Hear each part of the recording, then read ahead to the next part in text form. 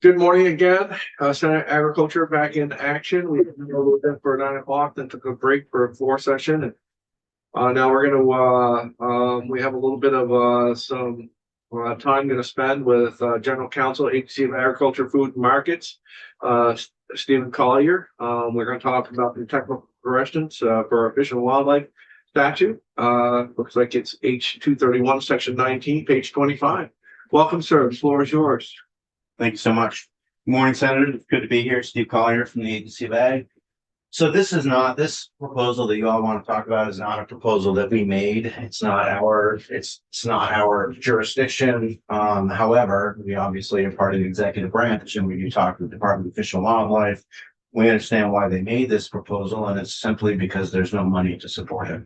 So right now, the way that it works, And just tell us what it is, and you're probably gonna get there, so I will. yeah, and it's not, this is not an area that we regulate, but what this is about is striking a provision that's currently in law that allows farmers to recoup up to $5,000 per year for any financial losses they suffer as a result of bear or deer crop damage.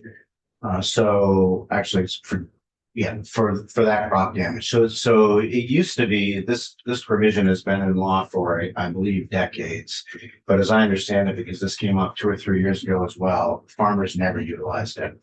So it was kind of there, not used, and then maybe 2 or 3 years ago, at least one farm, and I think maybe two, at least one farm who was a vegetable and produce producer, had substantial losses of over $100,000.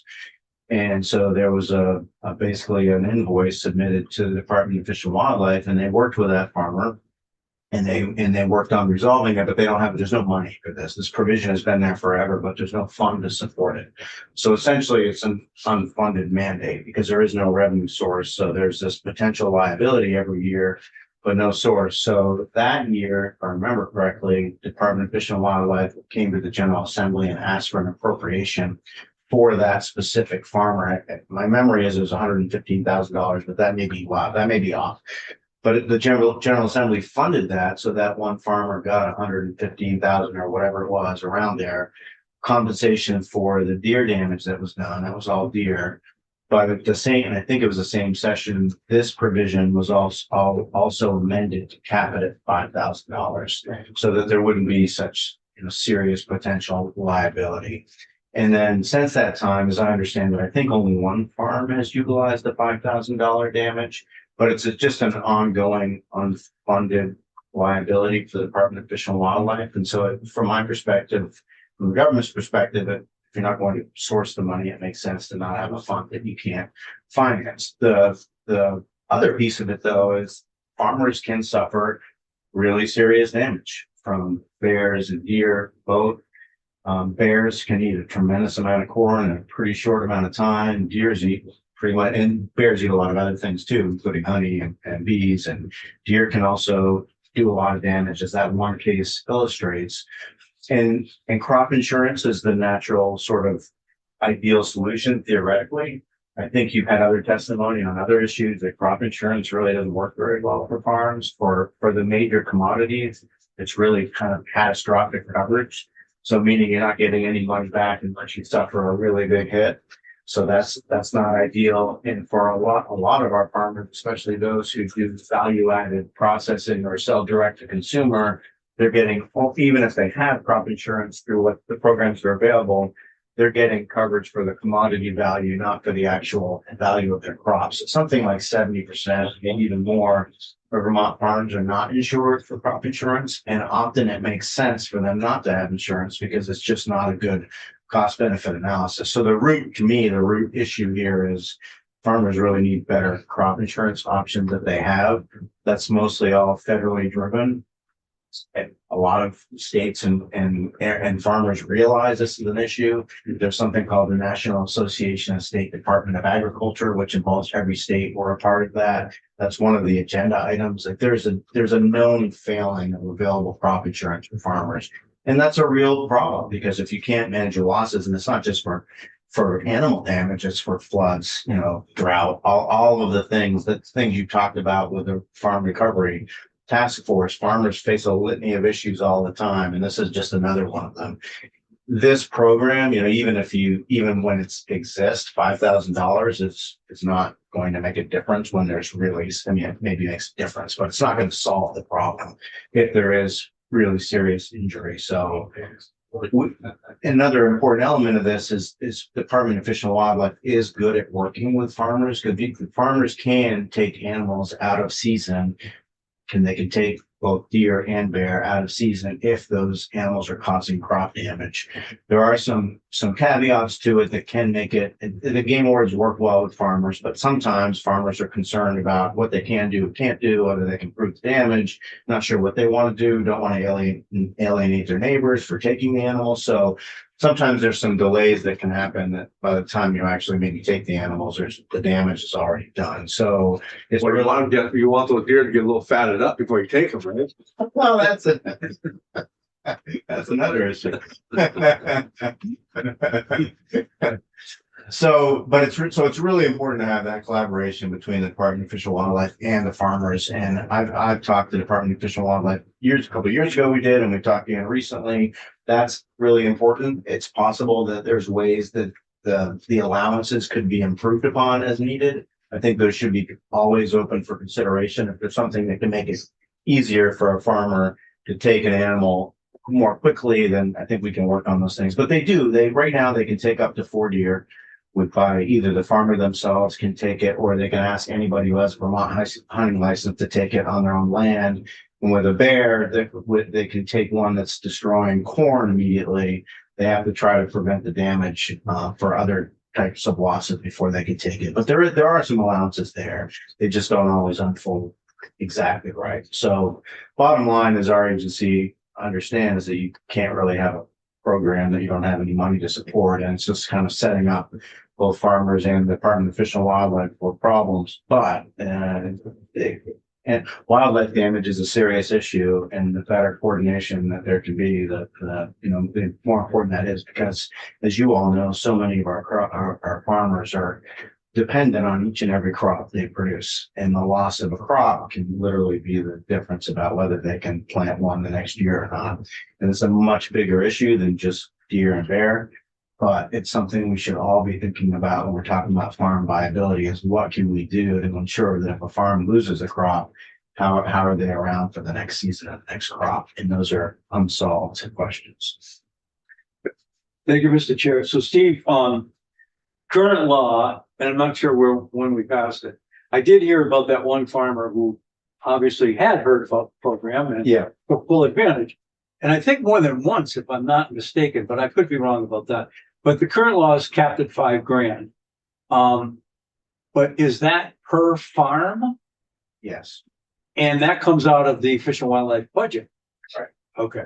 So potentially there could be a lot of money coming out of their budget. I think a lot of farmers, if they wanted to take advantage of this program, could do it. It wouldn't be very hard to meet. But most farmers who grow corn, maybe not most, but a significant percentage of farmers who grow corn could probably find $5,000 in bear damage.